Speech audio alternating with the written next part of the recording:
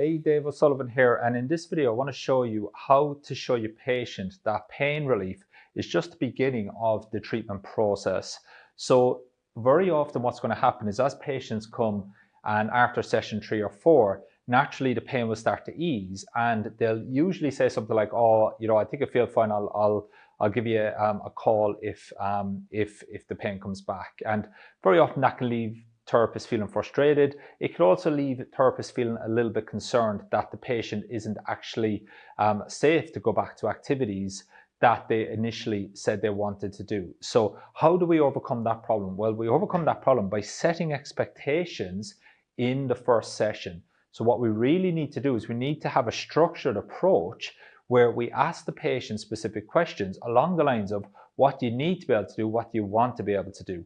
And when we do that, we map it out, we can then set expectations with the patient that, okay, in order to do these things, usually the pain's going to be gone about here, and then we're going to need to do this, this, and this in order to achieve whatever their ultimate outcomes are.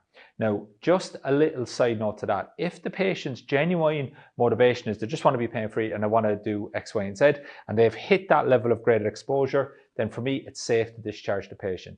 If they haven't been exposed to the things they need to be able to do on a daily basis, then that to me is a little bit risky and it's something that we definitely want to do in our graded exposure program, okay? So the first thing we need to do is we need to set expectations to the patient.